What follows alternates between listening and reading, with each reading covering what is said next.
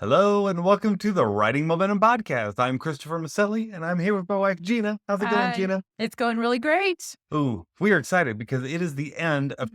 2022. It has been a good year. It's been a Mhm. busy year. We've learned a lot Yes. this year, I think, Yeah. and that's what we want to talk about today on the podcast is some of our takeaways from 2022 and the momentum we have for going into 2023, right? I think so. And we always, I love Christmas. I love the holidays. But I have to admit that one of my favorite times of year is this period between Christmas and New Year when you and I always sit down and talk about where we're going in the future. And we have done this for years, where this has been a time where we take a breath, we look at what's going on, where we're going, what we accomplished in the past, where we want to go in the future, and it always just spurs us on and gets us ready for that next step in the next Mm-hmm. year. Yeah. Yeah. Yeah. This is our kind of time just to get on all the good things that have happened. Mhm. Look forward to what's coming in the new year. Mhm. That's just what we want to share with you today with some Yeah. of our takeaways and what we're looking at when it comes to the state of publishing and marketing and the writing life in this last year and this Mhm. coming year because we know that you're all are living the writing life and we are too. And so Yep. we thought that you might benefit from some of our takeaways and we'd love to hear yours too. So please go ahead and send those to us. And I hope these are encouraging for Yeah. everybody. Chris and I are very real about the writing life. We've been in Yeah. it a really long time. We try not to just hype it up and tell you like everything's going to be rainbows and fairy dust, but we want to be real about it. But we also are very optimistic about Mhm. it. And there are some things that we have learned. There are things we are still learning, some things that are setting us up for the future. And we do want to share those with you because if there's something that Yeah. we have learned and we can shorten your learning curve, then boy, let's just do it. We're all for let's share it and let's go. Yeah, that's right. Okay, so the first thing I think that is a big takeaway for us is that, and you've heard of, if you've been listening to this podcast for some time, you've heard us say this, and that is that there is no easier time to get published. And we don't just mean that in a trite kind of way. Oh, it's easier than ever because of technology. We mean it's literally easier than ever. If you have an idea for a book and you're wanting to get published and you're thinking, well, I wonder if an editor will listen to this, or I wonder if there's a way that I can self-publish this. Let me tell you, it is easier than ever to get your book published. Mhm. It's submitting it to editors and agents through the internet, going to a writer's conference, or especially self-publishing. There are almost no barriers to self-publishing at this Right. point. And it's so much we have to constantly encourage writers to make sure they have their material edited and get a Yes. second look at it because the barriers are so low that anyone can publish anything, even if it's not ready to be published, wouldn't you say? I would absolutely say that, and that's my one caveat with it being such a prime time for getting published. I Yeah. think that is wonderful. We are all benefiting from that. How many people spent years just trying to get their stuff in the door because it was a little bit different. We've talked before, publishers, it's a business. Yeah. They only have so many dollars that they can spend on kind of experimental publishing ventures. They need sure things. And so they're looking for sure things. Even the traditional publishers now, they are looking for sure thing, Mm. looking for name recognition. They're looking for name recognition. They want to know that the person that's bringing it to them, that they can sell what they have, and they need it to be a pretty good big splash so that they can stay in business. But for the independent author, it's perfect because you can get out there. But Chris is so right. Guys, please, if there's anything that you take away, it is please have your work edited. Please be open to feedback. I have worked with Chris and I both have. We have worked with authors before who think that what they've written is the masterpiece on par with the Mona Lisa. And they think that there's nothing more that can be done to improve Mhm. it. And you know what? It's a mess. Yeah. It is a flat out mess. They've got streams of thought that don't make sense. They have put things together that just, it's Mm. in a weird order. So, really make time, energy, and be willing to pay for a good editor Yeah. who will help take your book to the next level. Yeah, don't Really. just get others' opinions, but get professional No. opinions and pay attention to those opinions. And that is not just about the text in the middle of the book, about the copy. It's also about the flow of the book.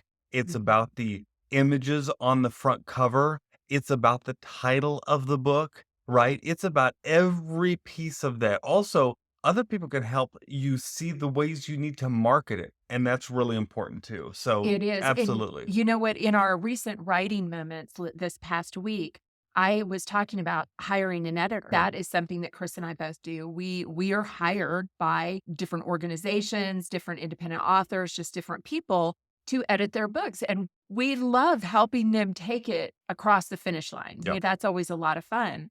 But we did talk in that time, and our good friend Renee Gutteridge was there, and she was talking from a fiction standpoint about there are different types of editors. So for the nonfiction editor, we're one we can big picture where we're looking at the story overall or what you're trying to tell overall. Mhm. For fiction, then you get a little more granular. You're looking at just a technical editor of and copy editor who's going to get in there and make sure that you're making sense more for your sentences, but also for your paragraphs. And then we even recommend having somebody proof it before it goes out the door, having Yes. that another pair of eyes on that can go through and say, this doesn't make sense. I don't understand this sentence. I don't like this thing that you've said here, or it seems like you've taken a left turn in this chapter. So, really, and I'll tell you, being in this business a long time, that Chris and I have definitely seen times where some of those parts get skipped, especially that proofreader time. Yes.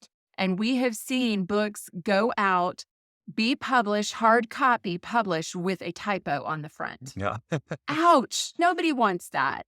So please just do your due diligence. Make sure your stuff is edited. Make sure it's quality so that here's the thing is that you want people to take your message and you seriously, and you don't want them to come to that fifth typo or that fifth paragraph or chapter that's rambling, that's going on, and have somebody go, I don't know what this person is talking about. And they put Yeah. your book aside and never finish it. Yeah. What you've got to say is too important. That's right. That's our rant about publishing today. Did I You pull can out my soapbox? I think I we pulled out my soapbox there, we both guys. do. You all have heard us talk a lot about this because there is no easier time to get published, and so please do not give yourself do not allow yourself to have any more excuses.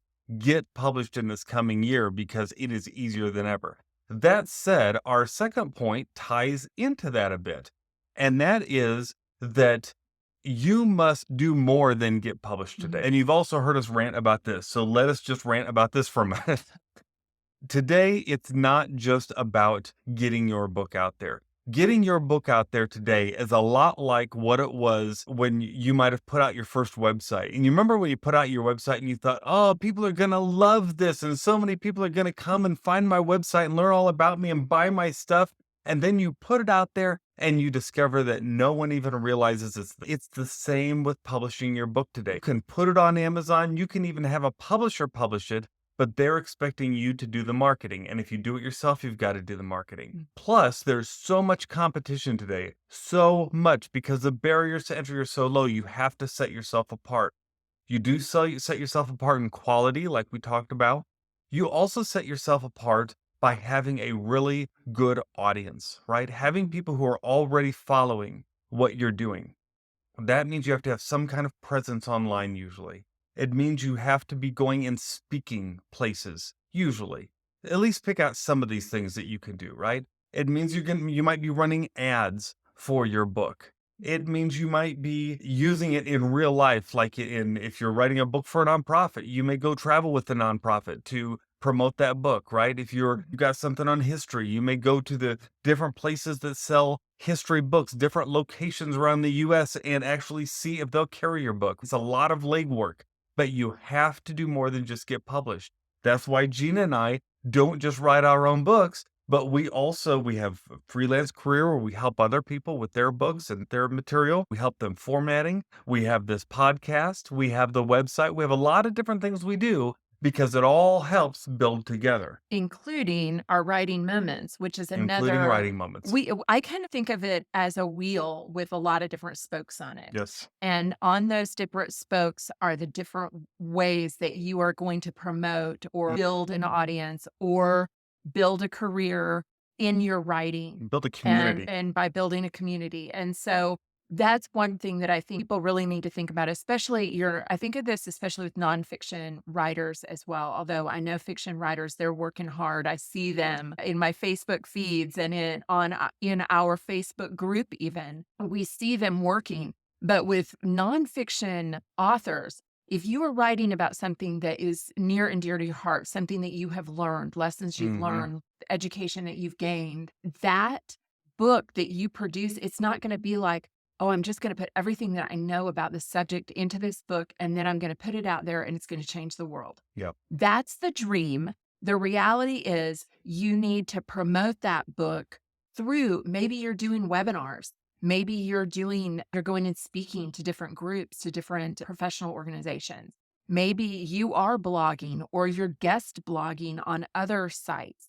Yep. Maybe you are writing newspaper or magazine articles or e-zines. There's all these different ways that you have to get that message out there. Maybe you're like a really good friend of ours, Christy Johnson. She has got some beautiful nonfiction books about finding freedom after destructive relationships. And so she has groups where she mentors women on that exact subject. Think about it in terms of your book is a tool, but where are you going to take it from there? And just really sit down and brainstorm, meditate, pray. Think about how you can position your book because in a way, your book is your calling card. And it may be that the book is what gets you in the door, but then your speaking or your training or your mentoring or something like that is the thing that really is that a moneymaker. Yeah, we like to Really. say you have more than a book in you, right? An Mhm. entire message, and that's what you're sharing. And likewise, you've got more than just the people who might find your book on a bookshelf. You've got to be building relationships because that's what marketing is today. It's about relationships. Yeah. And that brings us to the third Yeah. point. Third point, the Yep. value of newsletters. We Newsletters. really encourage you to have a newsletter. We encourage you to have a website. If you Mhm. don't have a website, let's get that started. It doesn't have to be really elaborate, but you need to have a website there. And through your website, you want to be capturing names. You want to be starting those conversations with people. Mm. And that Chris talks a lot about creating that funnel, creating that lead magnet, creating websites. That's something that Chris also does, helps especially authors create websites so that they can start that conversation, find their tribe, build their tribe, get their books out there.